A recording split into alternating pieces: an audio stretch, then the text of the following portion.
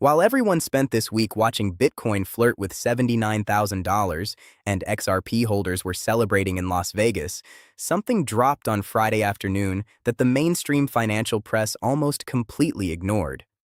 A single piece of compromise text, buried inside the Digital Asset Clarity Act negotiations, just redrew the map for every bank, every institution, and every sovereign fund that has been sitting on the sidelines waiting for one green light. The number one question I get every single day is this: why haven't the institutions moved yet? After the ETF approvals, after the SEC lawsuit ended, after every milestone we've crossed, why is the big money still not fully in? I'm going to answer that question today. And the answer is not what CNBC is telling you. It's not what the bears are telling you. And frankly, it's not what most XRP channels are focused on right now. What I'm about to show you is the final piece of the legal architecture, and it just snapped into place. Stay with me. This is the one you don't want to miss. Welcome back. I'm Plan XRP Admin. This channel exists for one reason: to cut through the noise and give you the kind of calm, rational, data-driven analysis that actually helps you make informed decisions. No hype, no hopium, no price targets pulled from thin air. Just the structure, the math, and the signal. Today we decode the Clarity Act stablecoin yield compromise, and more importantly, what it means for the XRP ledger's role in the new financial system. Let's get into it. Let me start with a hard truth that most people in this space don't want to hear. The reason institutional capital has not flooded into digital assets at the scale we know it eventually will is not technology. The XRP ledger has been live, battle-tested, and processing transactions in 3 to 5 seconds for over a decade. The technology has never been the bottleneck. The bottleneck has always been legal liability. Think about that. A trillion-dollar asset manager, a BlackRock, a Fidelity, a Franklin Templeton, does not move without absolute legal certainty. Not 90% certainty, not a strongly worded lawyer's opinion. Absolute, legal certainty. These firms have compliance departments, fiduciary obligations, and boards of directors. They do not gamble. They position. And they will not position until the regulatory framework is airtight. Now here's where most people get confused. They look at the Genius Act passing, the stable coin bill, and they say, okay, that's the stable coin framework, we're done. And then they look at the Clarity Act and they say, yeah, that's the market structure bill, we're waiting on that. But what they miss, what the retail crowd consistently misses, is the interaction between the two. Let me explain. The Genius Act defines what a stable coin is and gives it legal standing. The Clarity Act defines what a digital asset commodity is, and critically, it draws the boundary between what the SEC touches and what the CFTC touches. But there was one unresolved fault line sitting right in the middle of those two bills: stable coin yield. Because here's the problem. If you allow someone to hold a stable coin on a centralized platform and earn 4% yield on that balance just for sitting there, you have just created a bank deposit. And the moment you've created a bank deposit, the FDIC, the OCC, and the Federal Reserve all have jurisdiction. And suddenly, your stablecoin isn't a payment instrument anymore. It's a deposit product, and the entire regulatory framework starts to collapse. That fault line, the yield question, is what the banks have been using as a weapon to slow this whole process down. And as of today, that weapon has been disarmed. Let's do the math.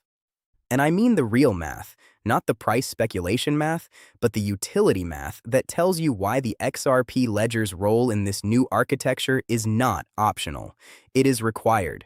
The cross-border payments market processes approximately $150 trillion annually. The foreign exchange market alone turns over $7.5 trillion every single day. And right now, trapped inside the Nostro Vostro correspondent banking system, there are an estimated $27 trillion sitting completely idle, locked in pre-funded accounts around the world, doing nothing, earning nothing, just waiting to be deployed as liquidity when a payment needs to cross a border. $27 trillion locked, idle. Now here's the question that the Clarity Act compromise just answered. Can you unlock that $27 trillion using stable coins and digital assets as bridge currencies? and still have those assets generate utility-based rewards for the institutions holding them? The answer, as of today's text release, is yes, with conditions. Activity-based rewards are allowed. Cash back on stablecoin spending, allowed. Liquidity provision fees in DeFi, allowed. Staking rewards on proof-of-stake assets like Ethereum, allowed. Trading fee rebates tied to verified transaction activity, allowed. Network participation rewards, allowed. What is not allowed? Passive yield. Holding a stable coin on a centralized platform and earning interest for doing nothing. That is now explicitly prohibited. Here is why that distinction is everything. The XRP ledger was never designed to generate passive yield. It was designed to move value. The reward structure of the XRP ledger is inherently activity-based. Every transaction on the network burns a small amount of XRP. Liquidity providers earn through movement, not through sitting still. David Schwartz and the team at Ripple built this thing to be an internet of value, where the economic reward is tied directly to participation and movement. This legislation just validated that design from a legal standpoint. The XRP ledger is not a bank, it is infrastructure, and infrastructure that rewards activity is now on the right side of this regulatory line.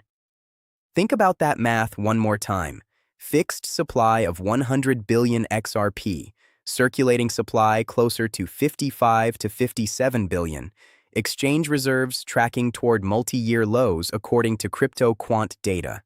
And now, a regulatory framework that explicitly encourages activity on networks like the XRP ledger while discouraging passive accumulation on centralized platforms. You tell me what direction that pressure pushes the market structure. This isn't a prediction, it's a requirement. Now let me show you how the smart money has already been reading this situation, long before today's text dropped. Ask yourself this question. Why did Ripple acquire Hidden Road, one of the largest prime brokerage and cleared FX networks in the world, for approximately $1.2 billion? Why does a blockchain company need a prime broker? Why does a digital asset firm need the infrastructure to clear foreign exchange transactions? Because they knew. They knew the legal framework was coming. They knew that once the Clarity Act passed, the doors would open for institutional-grade cleared transactions to flow through digital rails. And they positioned. Quietly, deliberately, without announcement, without fanfare. And look at the timing. While retail was arguing about price action, while commentators were debating whether XRP would reclaim $2 by the end of the month, Ripple was signing billion-dollar acquisition deals and building the clearing infrastructure for the post-Clarity Act world. Brad Garlinghouse was at XRP Las Vegas this week, and he said something that I want you to let sink in. He said, "Even when our backs were against the wall, we refused to fold."